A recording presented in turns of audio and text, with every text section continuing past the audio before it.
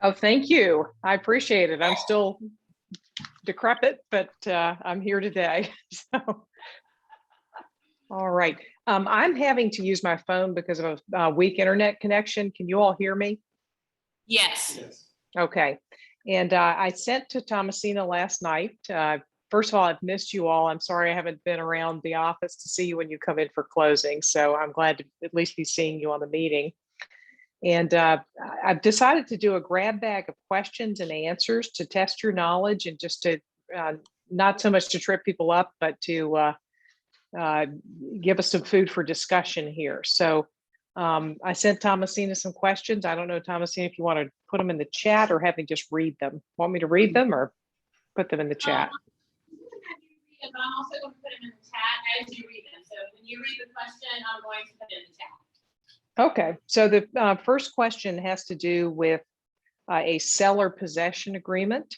And some of this stuff is obvious, but some of it isn't. So the seller possession agreement says that the seller is going to be in the property for 6 weeks after closing, and it calls for a $1,500 security deposit.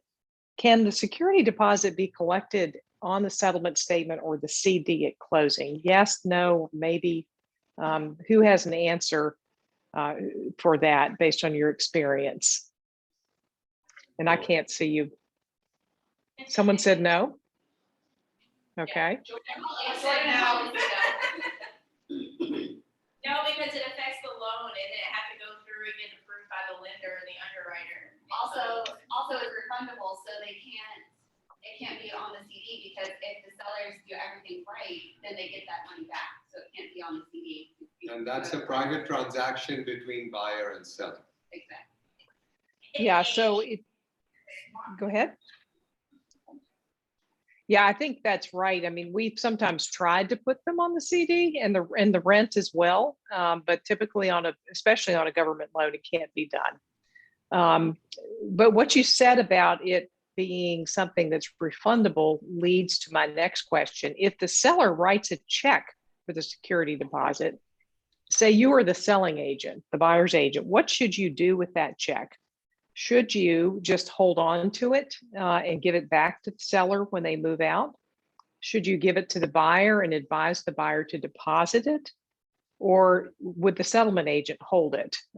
Which of those three do you think is the best answer? Does anyone else want to say what you think? Have a vote there. Either hold it until the seller moves out. In this case, let's say the seller's going to be there 6 weeks. Okay, so Stacy just said her vote was, I think it was Stacy, to give it to the buyer and advise them to deposit it. Would you like to say why you said that? I mean, I'm sorry, I had to unmute. I just feel, I mean, that's certainly their deposit to hold in case there is anything that does happen. So as an agent or even as a closing agent, I feel the best hand would be for the buyer, because they're the ones who ultimately make the decision to release any deposits. Mm-hmm. After walkthrough. And yes, all right. Anybody want to take the opposite position? Well, I since no one's volunteering to say the opposite, Stacy, I have to say I agree with you, and for that very reason, that if it were maybe 3 or 4 days or a week or something like that, where the check wouldn't have even time to clear, maybe not. But for something that's like a month, 6 weeks, something like that, I think it should be deposited, because what happens if the buyer goes to do the second walkthrough and there's been some damage, the seller tries to say that was existing damage, it's not on the walkthrough report, there could end up being a dispute and the seller could stop payment on that check. So I think it is good to deposit it. Now, of course, if you're the seller, you're worried that you're never going to get your money back. But when you sign that possession agreement, it says that it's to be paid to the buyer. If you want something different than the buyer cashing it, then it needs to be actually written into the possession agreement, because otherwise the buyer is entitled to cash it and should, based on the reasons that Stacy said. The settlement agent isn't going to want to hold it. Sorry, go ahead. Don't they need to open it to account so that way it's not illegally, since it's a deposit and not right legally? since they're not. I, Or they have to do legally have to. you're asking if they have to open a separate account. I don't think there's any requirement, and I can double check with this. I'm not the landlord tenant expert, but I don't think there's any requirement in the Virginia code that a private party like actually open a separate bank account. They do have to be able to account for the money, and their balance, like whatever account they put it in, should never drop below the amount of that deposit. So they do need to be able to account for it, but I don't think there's a requirement that they open a separate bank account for it. But that's a good point, Jordan. I'll double check. I know as agents, if you all were holding a deposit, it does have to go into a designated, an escrow account, not an operating account. But I don't know that that applies to an individual landlord. It doesn't. But- It does not apply to an individual landlord unless they have it stated in the contract. Yes. Okay. Agreed. Thank you for confirming that. You're welcome. All right. And the reason I'm bringing this up, it may seem like a no-brainer to some of you, but we frequently have situations where we see that the selling agent, and I don't know if it's anybody here, but the selling agent has advised the buyer just to hang on to the check, which again, it might be okay for a couple days, but I don't think it's a good idea for a longer term possession. So what about a situation where the, this is we're a hot market right now. You might be running, short of properties and inventory, and the only one available is one where there's a current tenant in the property who's not scheduled to get out until the end of their lease on August 31st. So you've got a situation where your buyer is purchasing a property subject to an existing lease with a tenant in there. So the question is, at closing, which is correct? A, the buyer becomes the landlord and therefore is responsible to collect rent and handle the security deposit. Or B, the seller remains responsible as the landlord until the lease ends. Does anyone want to make a vote? A. Okay, good. You all are very smart. That is.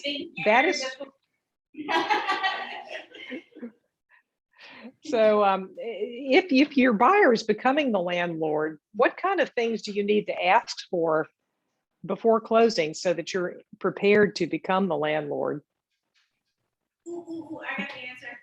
Holly has the Okay. answer. Let's see if it's right. Yeah, let's see.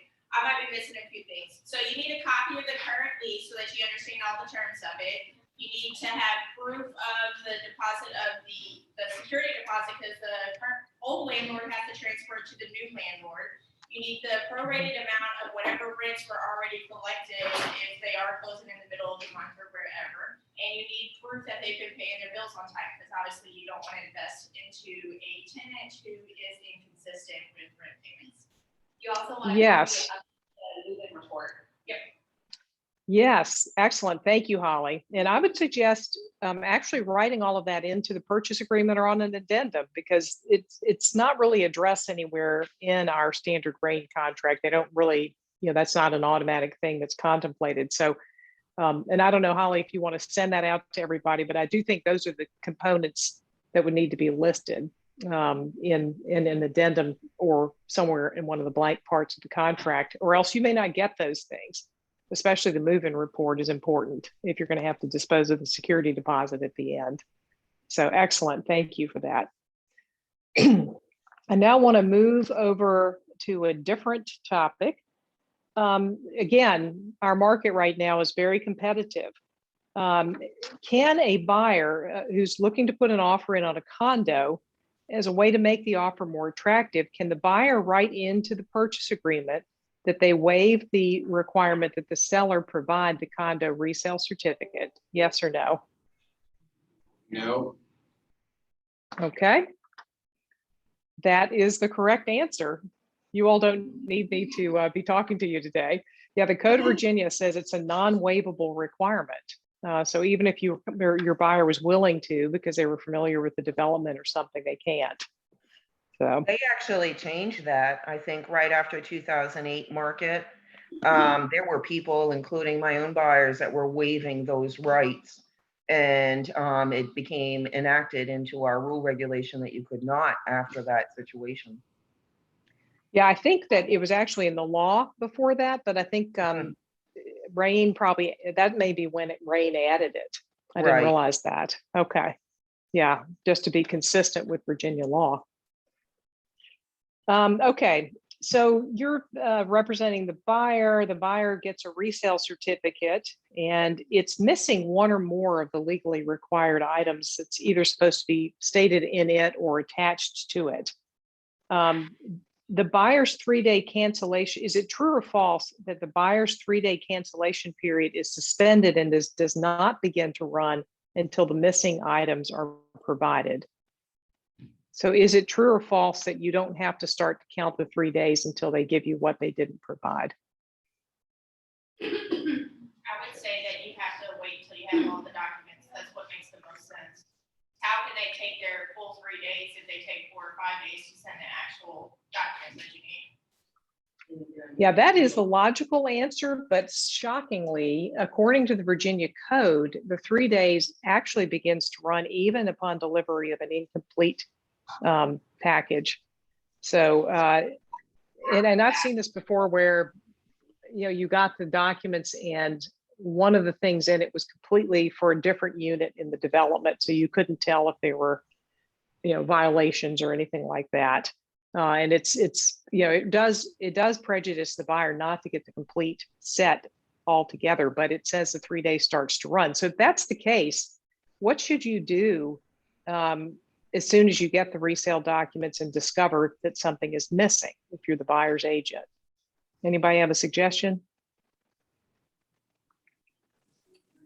I would say you immediately put out an amendment. Yep, I agree with that. You would. Yeah, I think that's right. You would prepare an addendum saying that the parties agree that the 3 days is suspended until the association management company provides the missing items. With the veiled threat that if the seller doesn't sign off on that, then your buyer could exercise the right to rescind if they wanted to.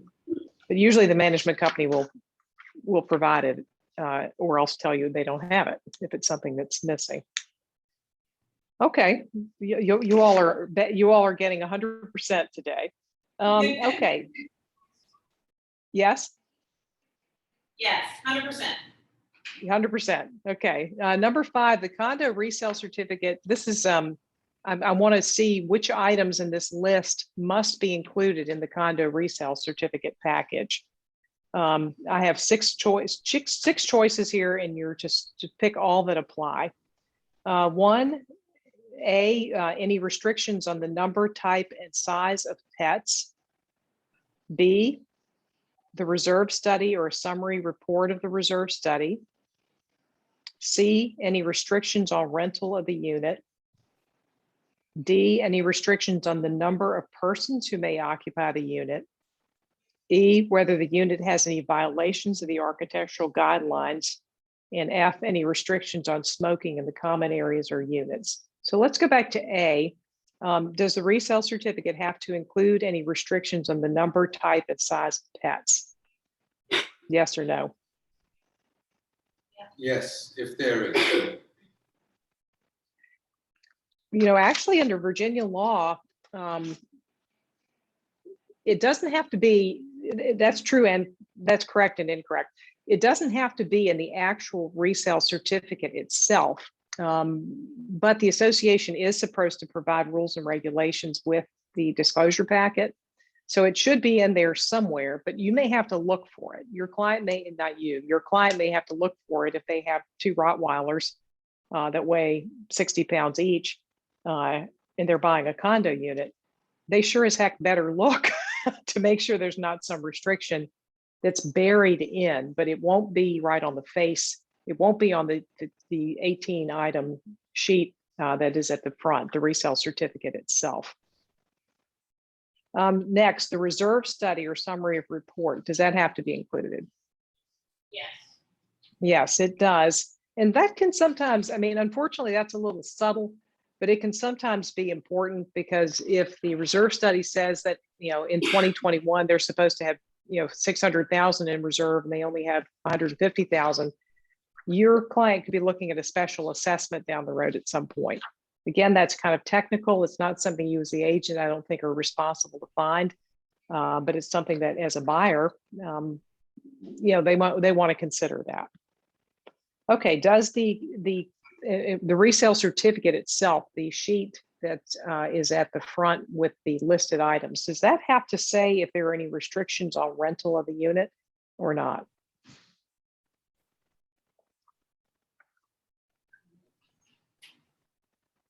Okay, I see one no vote on that. That's correct. It doesn't have to be in the front sheet. Rental restrictions can't be something that the board of directors just foists upon the association. It has to be something that's in the declaration.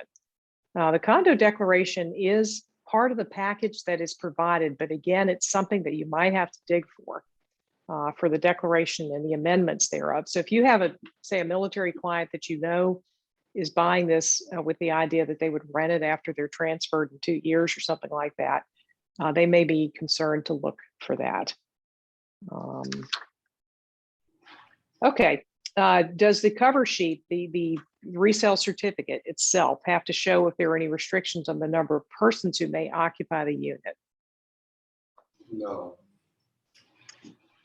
This could be new. The Code of Virginia says it does have to say that. I frankly don't know if I've ever seen one that does say how many people are restricted. It's not something I typically look for, but if you have someone with 8 children or who's buying a condo unit because they want to house, their employees or something like that, they may need to look to see if but it would have to be in the resales, actually in the certificate itself, and not something they'd have to be looking through the fine print for. It should be right on the face of the resale certificate. And then the next one, does it have to say whether the unit has any violations of the architectural guidelines or restrictive covenants? Yeah, I think everyone's saying yes to that. And does the resale certificate itself, which is, I'm talking about the 2-page thing, have to say if there are any restrictions on smoking in the common areas or the units? No.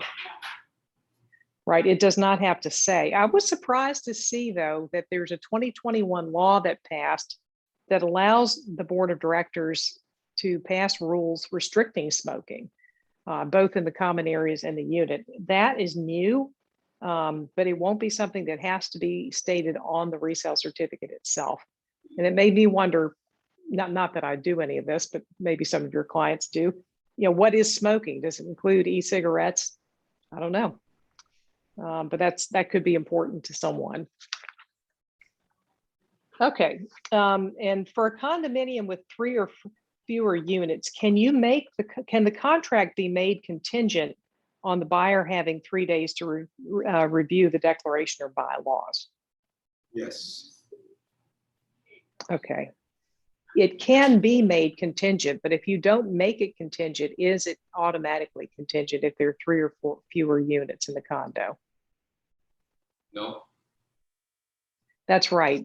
If you have 3 or 4 fewer units, like some of these ones at the north end or at the beach, it won't be subject to the resale disclosure requirement. So the seller isn't obligated to give you a copy of the restrictions and bylaws. Can you think of any reason why you might want to have them anyway and have a 3-day precision period? I don't know if anybody's been in a situation with one of those sales. I'll give you one example of where looking at the covenants and bylaws on a 2-unit condo actually made a difference. I think it's Sandler or something like that. These ones around 19th Street at the oceanfront, where you've got 2, all these pairs of 2 that are almost identical. And my client was buying one and didn't realize that there was an easement for the neighbors to walk across the front of their property, actually come inside their fence line to get through to their front porch. And there was some controversy between the neighbors on that.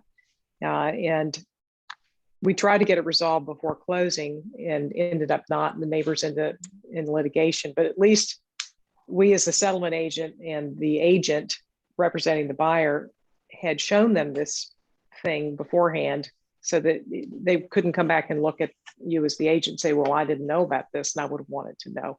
So I realize it's a competitive market, but I do think if you can put that in there, it's prudent. That's the only time I've seen something like that, where there was an easement that wasn't obvious. There can sometimes be issues on parking in those 2 and 3 unit condos, not very often, but I've seen it in a couple closings where it wasn't clear who had which parking spaces and it was a common parking area.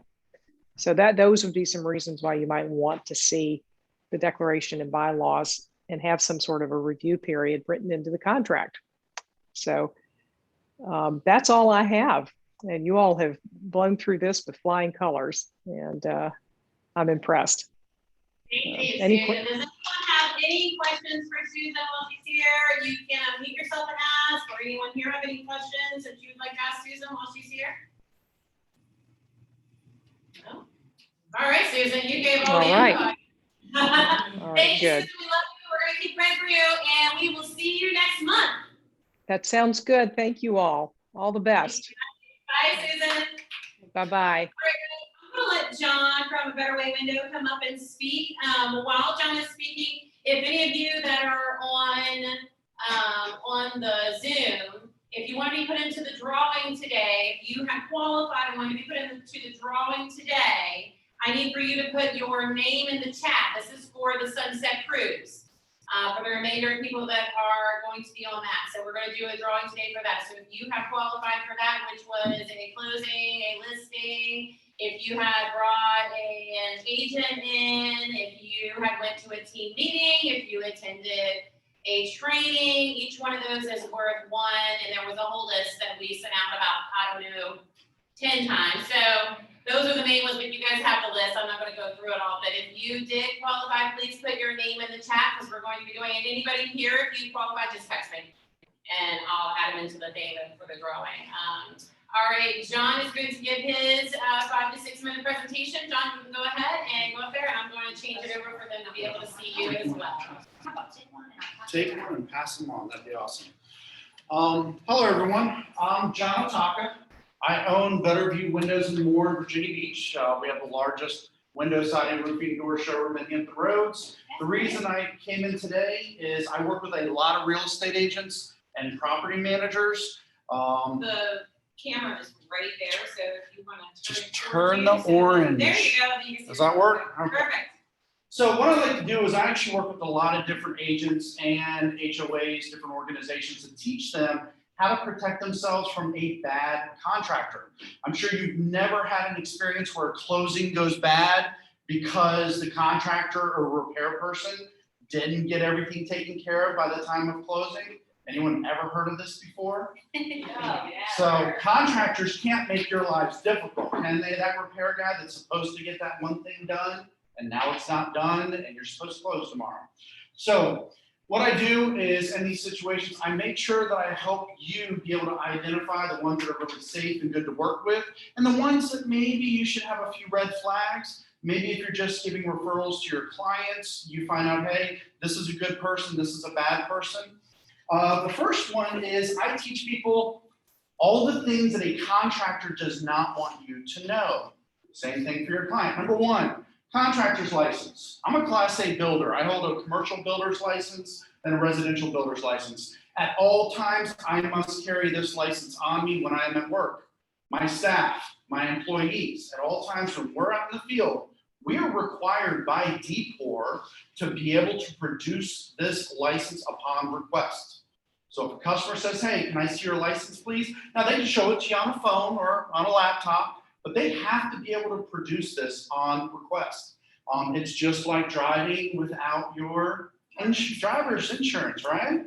So number two, and this one is the most critical of all things I tell you today, this is probably the most important. Every single contractor must produce and be able to share with you an accord. That is that insurance accord a lot of times, but it is your accord, it's workman's comp, general liability. If you ask the contractor for this, they must be able to produce a copy again by phone, laptop, email you a copy, or we actually carry single sheets everywhere we go. The reason why this is so critically important is do most people understand that if we burn down your house, does the homeowner's insurance policy cover it? No. If electrician burns down a house, homeowner's insurance normally does not cover it. There's a few rare instances, but here's the other thing. If you got rear-ended in a car accident, what's the first thing you're probably gonna want? That person's insurance card, right? Do you need, if you get rear-ended, do you need that person's permission to call their insurance company and file a claim? Do you need my permission to file a claim? So if you have something going completely wrong with the closing, you've got a rotten wall that wasn't fixed like it's supposed to be, everything's gone south, you've got an upset homeowner, you've got a delayed closing, everything's falling apart, do you realize you can file a claim and you don't need the contractor's permission to do so? Do you think just the threat of that is going to have them out there this afternoon fixing all of this right now? Probably is. So good things to be aware of. Insurance licensing, absolutely huge. Let's see. Better Business Bureau versus DPOR. Who do you think has the teeth? Just about any contractor is going to show up real quick if you threaten to call DPOR. That's why knowing the licensing, all this information is so invaluable to you. You need to know how to make sure these contractors do what they're supposed to do, because quite frankly, not all of them are just really super reliable, unfortunately. I do tell homeowners when shopping around, get 3 quotes. A lot of times when you're just needing to get some things repaired for a closing, not necessarily going to be the case. If you have enough time, it may not hurt to do so. But I do tell people always get 3 estimates. Don't just go with the first person. A lot of times it's beneficial if you're spending more than $5,000. Get a list of references. Go look for some work. If a company can't tell you anyone that you can call, I have a whole slew of people that have said, hey, John, anyone has questions, tell them to give me a call. I mean, list of references are critical. I always recommend when using a contractor, especially if it's something more than $185 or more than $300, you want that list of references. Watching out for scams is huge. You know, every single real estate company I do for, do I get a deposit? Rarely. Most of the time I do the job. Sometimes I get paid at closing. Sometimes I get paid after the job is done. Sometimes the check shows up in the mail like 45 days later. Sometimes we're sending people to the closing office to pick up a check. You know, it's just there's all sorts of different options that exist there. But a lot of times I wouldn't be quick to just pay for a ton of paint to get the painter out there, you know, if the seller's having to do certain things. Money down can be very, very dangerous, especially with the guys that are fly by night. And then warranties. A lot of times what you want to ask for, if you're getting something very important repaired on a house to get to that closing, get a labor warranty in writing. Get some invoices, get some paperwork in writing. You know, depending on whether you're representing the buyer or representing the seller, this can be very important. Understand that there are many warranties out there by some of my competitors that actually state when that house transfers names, that labor warranty does not transfer. Their labor warranty actually says that. So if they literally put windows in a house or did some window repairs, and then literally 45 days later they go to closing, their labor warranty is going to say that it doesn't transfer. Ours does. So you do want to understand whether it's a hot water heater, whether it's an HVAC system, whether it's windows or a roof. Is that warranty going to transfer? Do you have something in writing for the buyer so that they're protected should they get into this house and 6 months later something go wrong? So these are a lot of things. The warranties, the insurance, stuff like that are things that a lot of people do not know to ask about. I have done this at garden clubs, churches, HOAs. It is amazing the amount of homeowners I run into. They don't know a lot about contractors. They don't understand contract law. That's okay.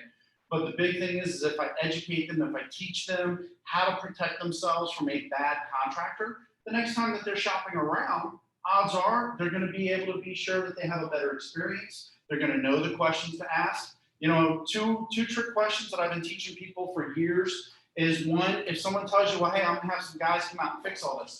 Really, what's their names?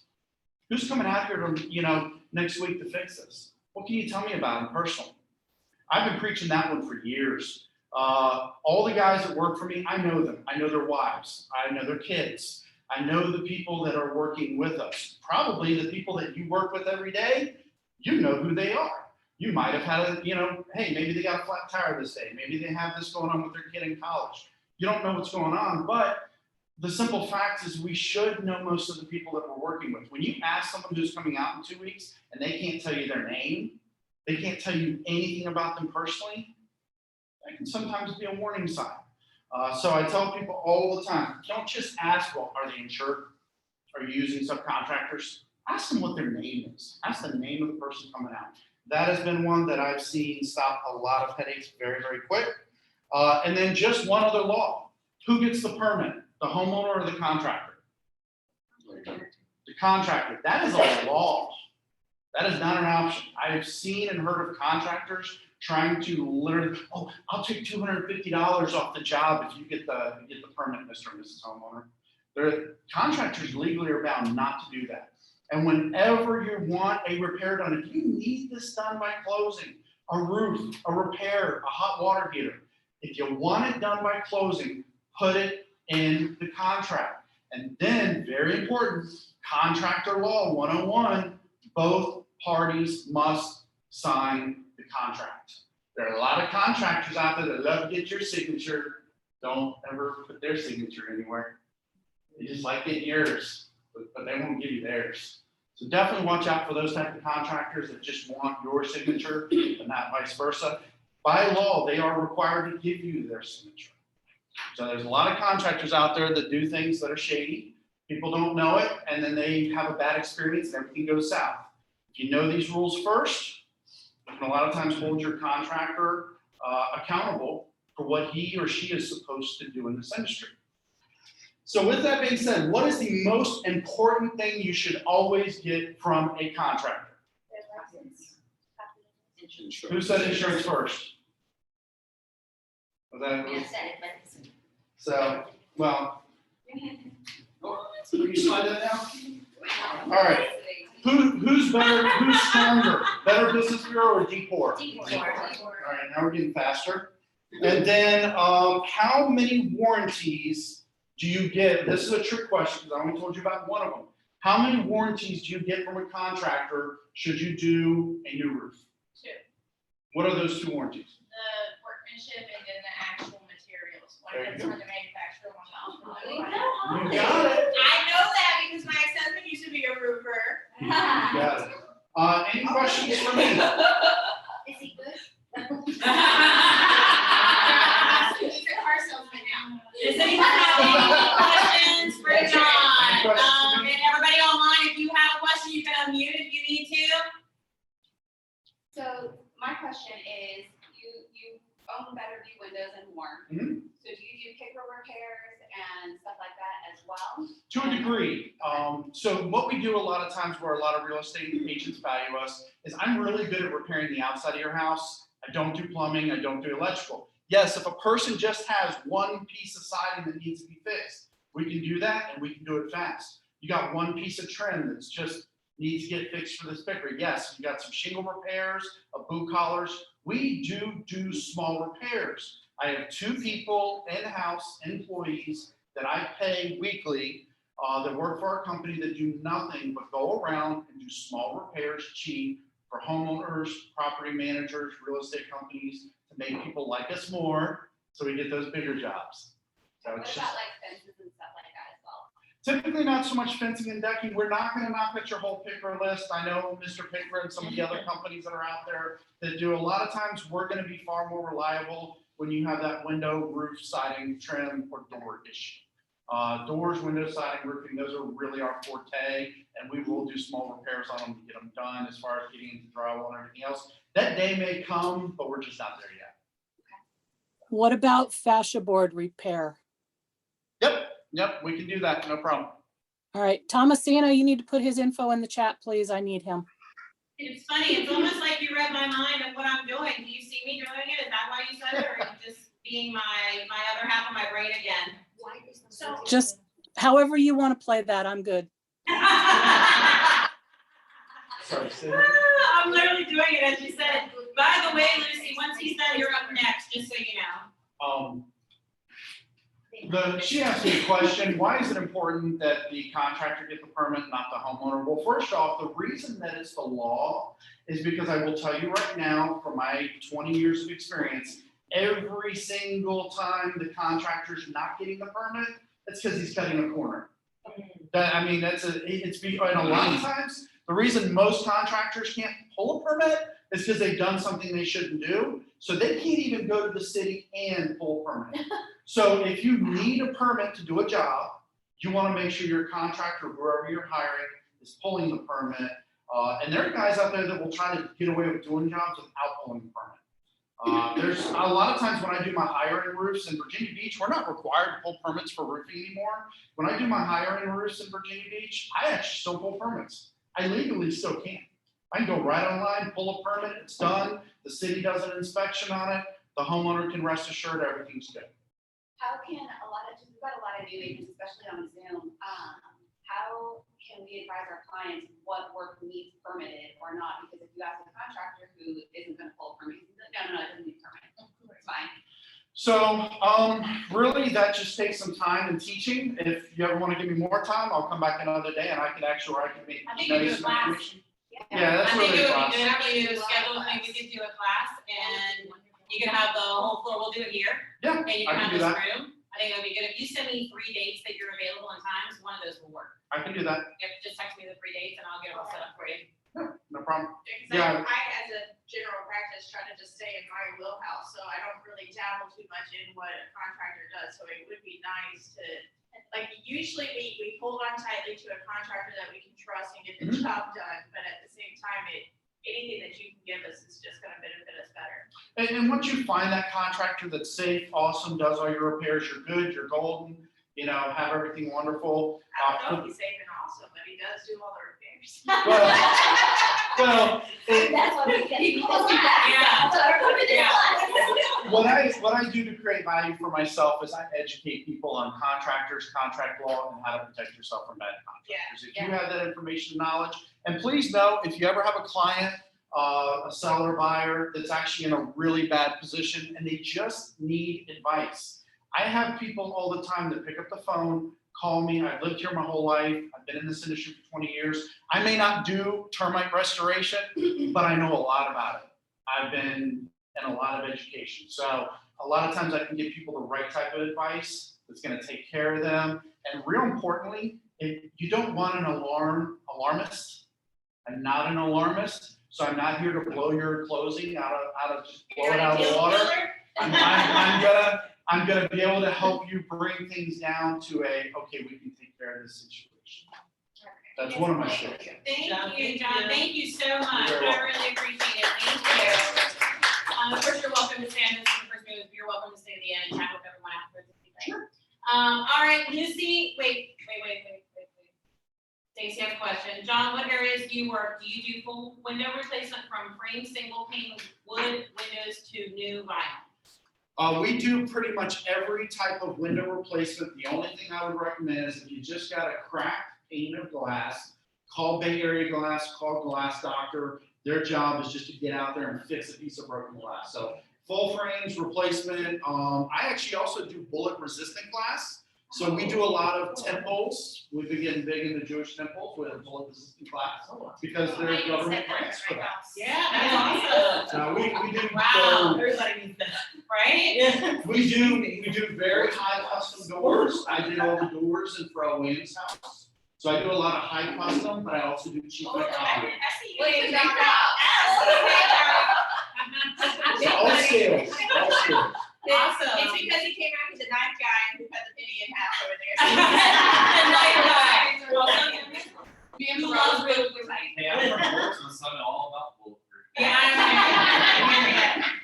All right, guys, we have Lucy up next, and we're gonna go through some birthdays and a couple things, and then we have Carla. So Carla, you're going to be after Lucy. Lucy, you have the floor, ma'am.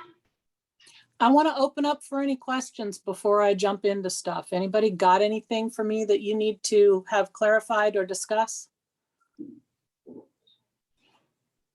No? Really? Okay. All right. as you all know, the new forms came out on July 1st. There weren't any huge wholesale changes that should alarm anybody. A lot of it was verbiage changes to match new laws. So that it's not really a big thing. I did put copies of all of the red line forms for you in the Facebook files. So if you're a deep dive person and you want to know all the reasons and things, you can go in and pull up those files. They redlined all the things that are taken out, and in blue, they put in everything they put in. I have also redone all of your cheat sheets for the new forms.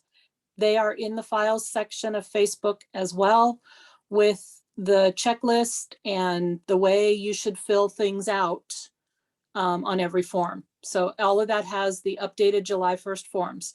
I have not yet scheduled classes to go over all of that. I will work on that and we'll get that done in the next couple weeks.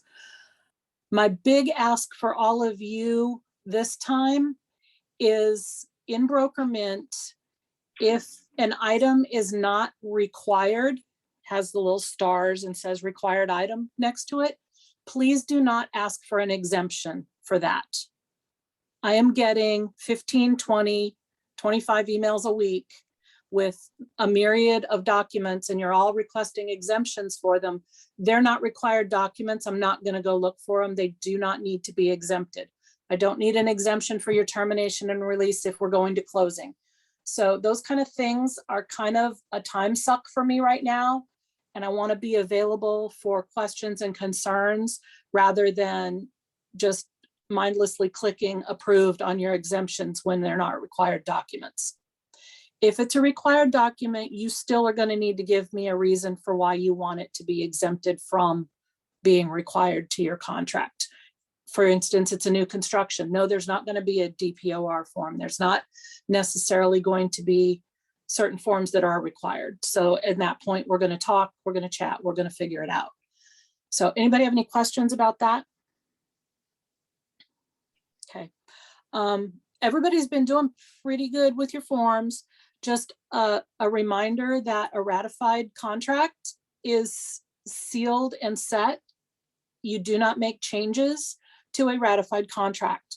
That's what an amendment/addendum form is for. That is the Band-Aid that will fix any scuff on your contract. So all you need to do is do an amendment. If I hit you and say, okay, nobody initialed the digital signature box. So going forward, no digital signatures are allowed. All you need to do, put an amendment together. You can copy and paste all the verbiage in that digital signature box, drop it on your amendment, get everybody to sign it, and boom, you're fixed. I mean, there is really nothing in a contract that can't be adjusted or fixed with an amendment. So that's all you have to do. If you need verbiage, If you don't mind. go ahead. I ran into a situation not too long ago where the contract is technically ratified, like all the signatures were in place, the ratification box was signed, but there were some blank spaces that both parties missed. And I said that we needed to do an addendum since technically everything about the contract was signed. And then the other agent came back and said, well, technically it wasn't ratified because it wasn't all properly initialed and signed. So we ended up just kind of redoing it and re-ratifying it. But I would like to know technically how we're supposed to handle that situation, because I still feel like it should have been an addendum. I agree with you. It should have been an addendum. However, especially in this market where things can get really contentious really quickly, I'm not going to draw a hard line in the sand and send all your documents back and make you get in a fight with the other agent over the whole deal. So at that point, if there's a meeting of the minds and everybody's in agreement that these are the terms that were intended to begin with, then get it filled out, get it initialed, and let's move forward. But you are correct. And we can't make other people do things the way that we believe is the proper way to do things. And I mean, so that's okay. what? I said, I'll fight them if you want me to, that's okay. Well, no, because I don't want you. It becomes, at that point, it becomes a situation where they've got five other people in the wings waiting for this house. And I don't want you to lose the deal over it. So I just wanted to make sure that I had the right mindset. yes.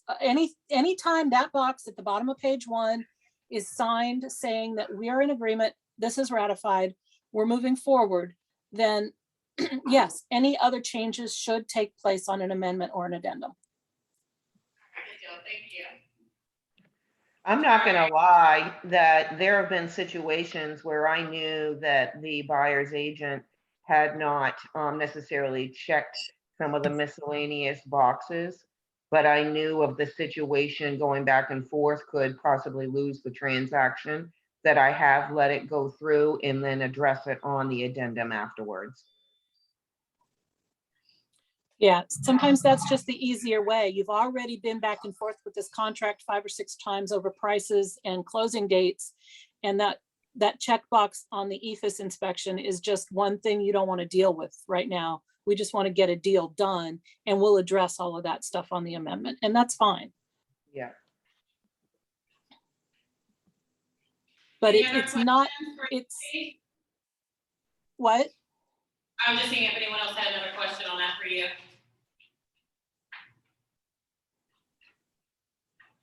Okay, past that, everything's going pretty well. Just remember that, your first stop is your buyer consultation. You're not supposed to go shopping for homes without it.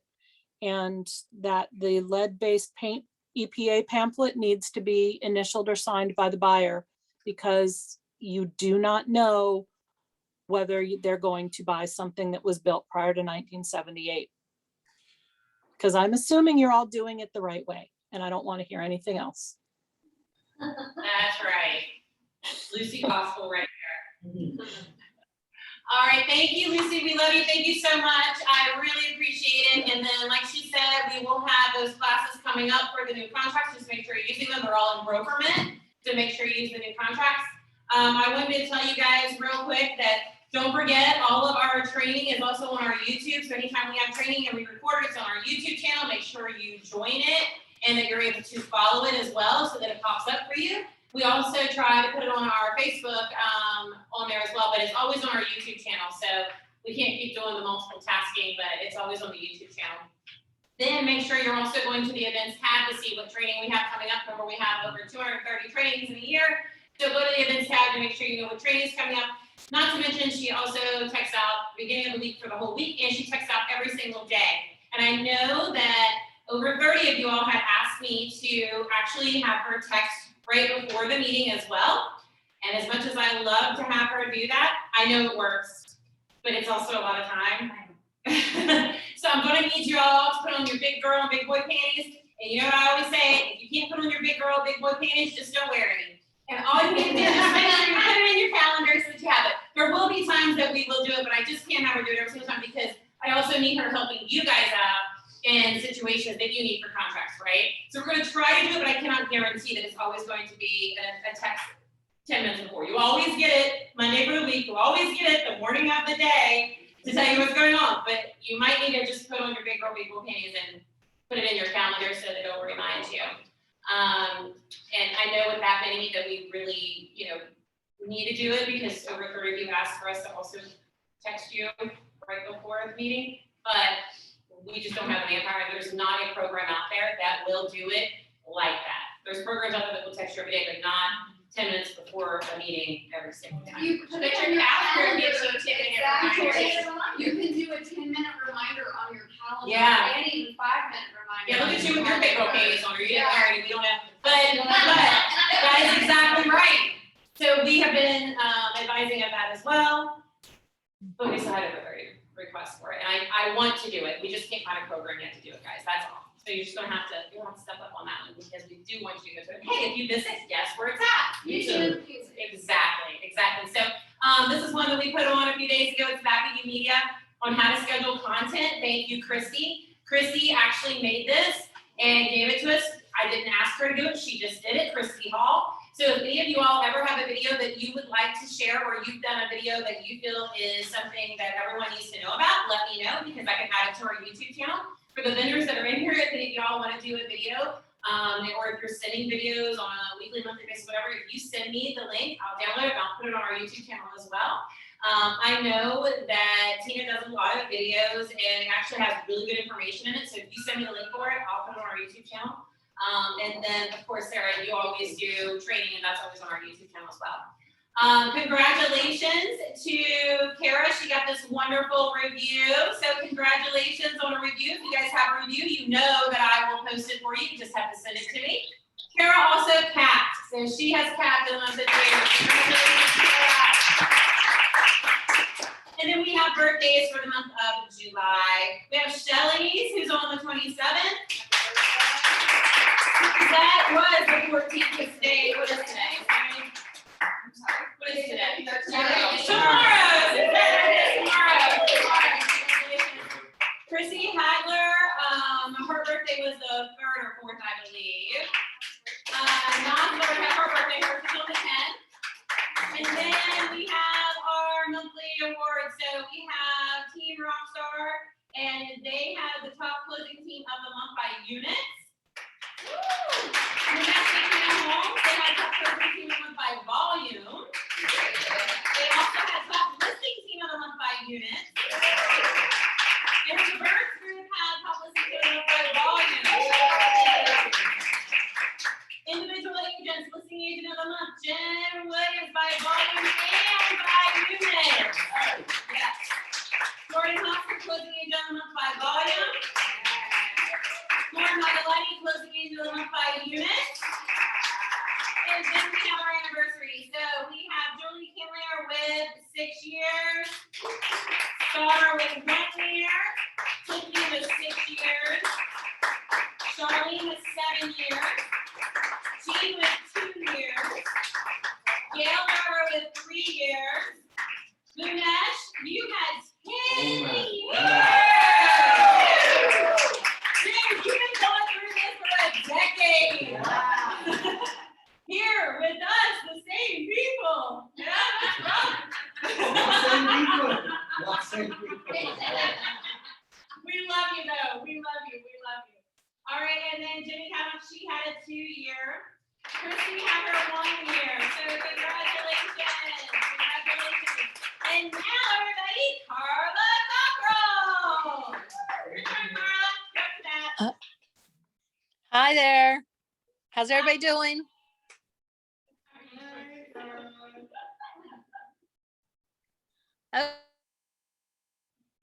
As a reminder in brokerment, if you have a contract for a buyer that is released and you're going to continue working with them, you need to start a new transaction in brokerment for that buyer and put the copies of the buyer broker documents they've already signed in that new transaction.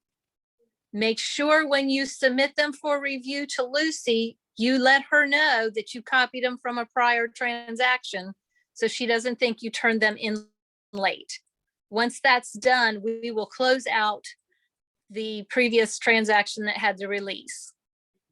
Any questions? Huh? No. That's all I have. That's all you have? Well, That's thanks, Carla. it. We love you. Thank you. I do have one more thing to add on the piggyback Okay. of Carla is don't forget when you're doing a new listing, please do not drop the documents into brokerment for submission one at a time. We need all the documents at once because dropping those in one at a time triggers a bunch of reminders and tasks that can't be done until we've got all the documents. So everything all at once, not trickling in, please. If you upload them, just don't hit the submit button and it won't go. Correct. So you can upload them into brokerment so you can keep them, and then at the top where you hit submit, wait till they're all in there, then you can hit submit. So you can upload them into brokerment individually and then just hit submit once they're all in there together, the ones that are linked together. If that makes sense. Please and thank you. Yes, I say the same thing. Please and thank you. Thank you. Thank you, Carla. You're welcome. Bye, everybody. Bye, Carla. All right, so Tina, would you like to say a few words? Only thing I'm gonna say is thank you for those that have given us a try. You're I can actually see probably, you right where you were at, if you come forward again. you're probably seeing the feedback that I'm posting all over Facebook because I believe that testimonials speak volumes. The only other thing I'm gonna say after that is if you're using us, I have some magnets created for you to give to your clients at, either at closing or at walkthrough that they can stick on their fridge. It has my contact information for policy questions and the claims number to file for claims. Yeah, I need a few of those myself. Okay. So that goes in flyer. Yeah. And I've brought flyers. Okay. Yeah, that's it. All right, Oh, Sarah. that was 1 year. Oh, yeah. Today was 1 year. Oh, my Wow.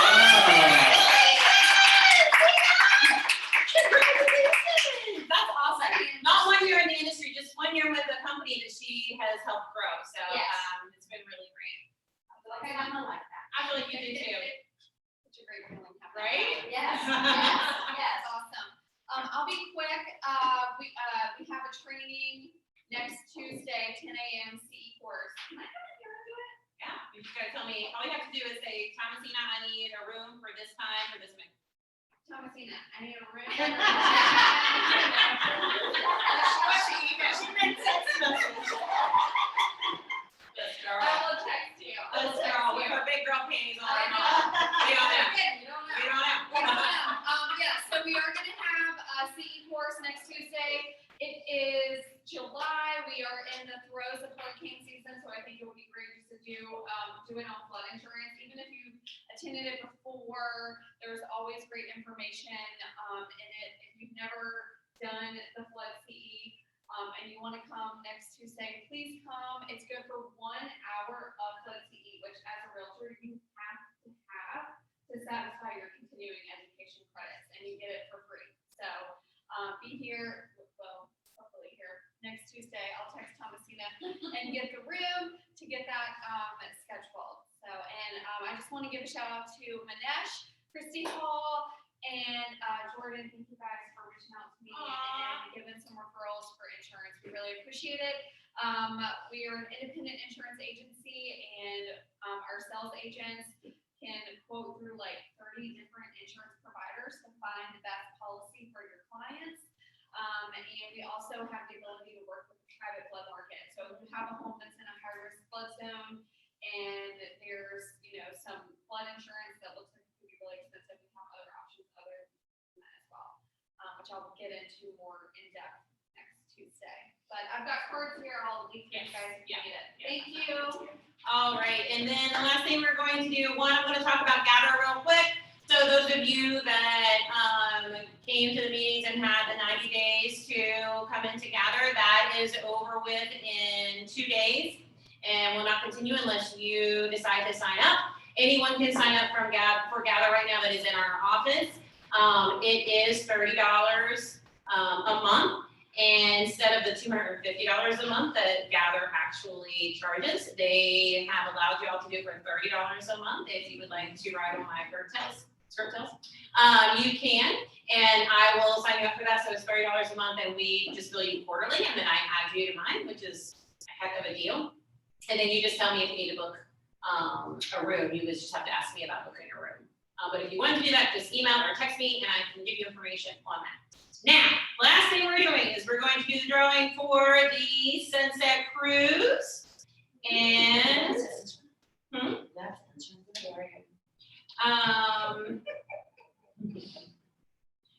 thing I'm going to do.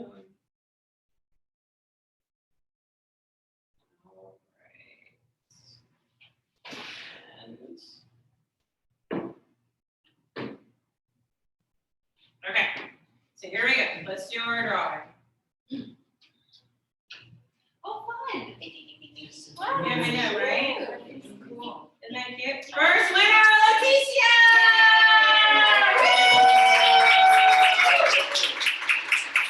Mary Frances!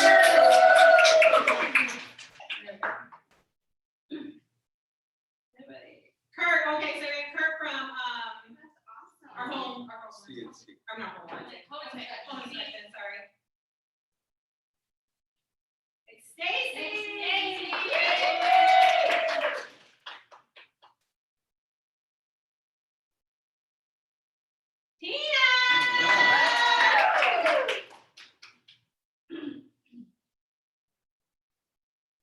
Big money, big money, big I money.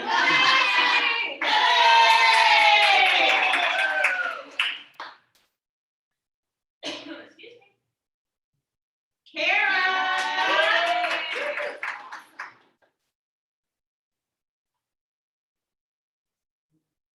Christy.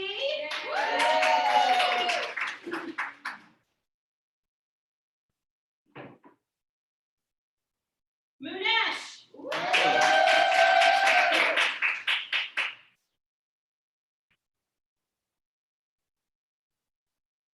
Nikki was not. You can't go without me. You can't go without me.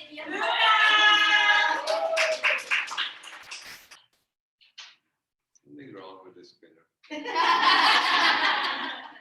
Regina.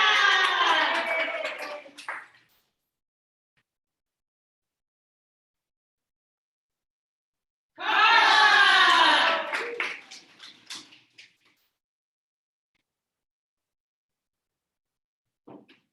Samantha.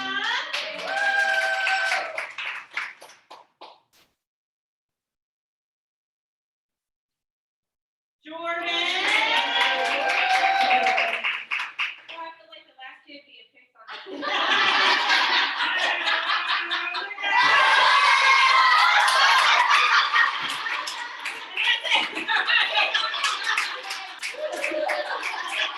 You are the champion. Congratulations, everybody. All right, that concludes our meeting. If you all have anything, that you want to ask or anything that you want to bring up right now, definitely do. And oh, good. You have your mentor. She doesn't know yet. Okay, well, she does now. Anyone have anything else that they want to bring up or need discussion or need help with? Okay, get with your mentor on that. Anything else that a mentor cannot help with? No.